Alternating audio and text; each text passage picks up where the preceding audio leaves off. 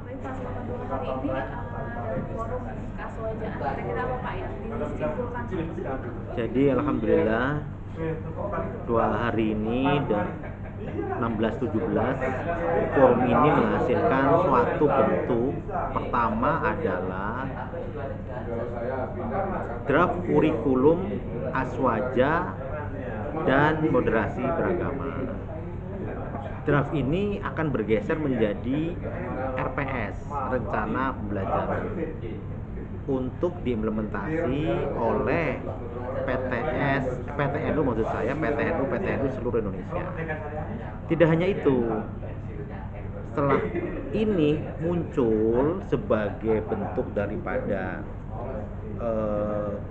kurikulum yang terstandarkan, maka akan menghasilkan buku ajar atau buku daras.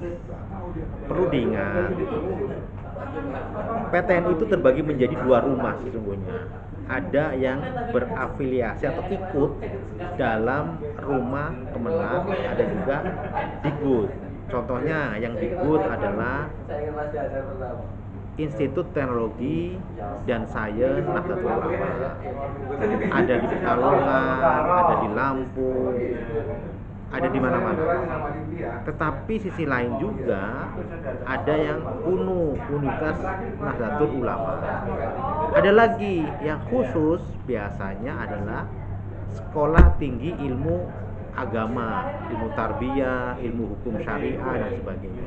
Nah, oleh karena itu kurikulum ini harus membumi, secara operasional harus membumi.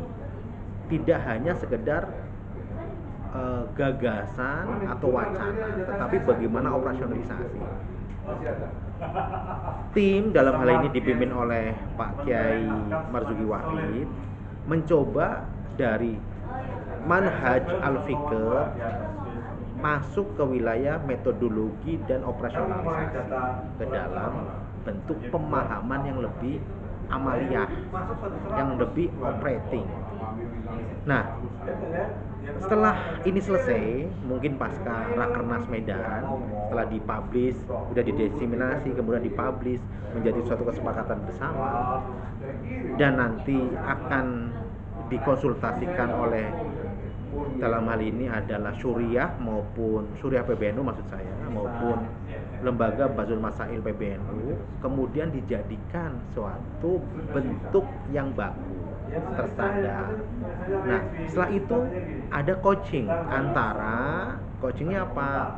Guru-guru pengajar kurikulum ini atau mata kuliah ini akan dilatih oleh mereka, dalam hal ini adalah perumus, untuk supaya transformasi keilmuan dan amalia yang dipraktekkan itu persis apa yang diharapkan. Bahkan tadi gagasannya adalah ada laboratorium tentang aswaja, yaitu apa? Praktek-praktek muamalah keaswajaan yang tentunya setiap perguruan tinggi perguruan tinggi Nahdlatul Ulama ini bisa mengimplementasikan dalam kehidupan sehari-hari di kampus masing-masing. Itu ya Mbak ya. Berarti setelah ini tuh semuanya seragam gitu ya Pak, terkait dengan keaswajaan? Iya, pemahamannya harus merata.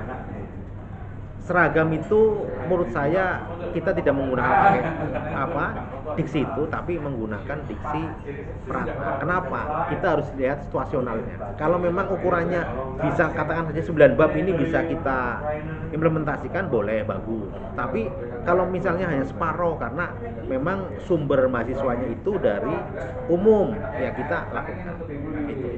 Yang kedua, yang selanjutnya bukan yang kedua lagi ya, selanjutnya adalah ini juga akan kita coaching dari barisan mahasiswa melalui BEM PTNU yang nanti tentunya punya aspek kaderisasi organisasi yang harus masuk pada aspek aswaja ini kayak apa, yang semestinya BEM PTNU ini melakukan upaya kaderisasi keulamaan dan sebagainya. Ya, karena memang kita lagi mencari bibit-bibit untuk generasi selanjutnya.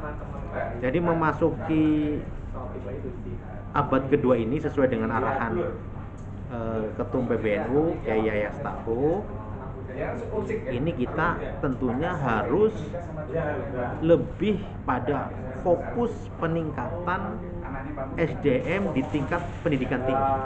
Mungkin 1 abad yang lalu barangkali dari pesantren RMI sudah melakukan inisiasi yang bagus sekali, kemudian Ma'arif.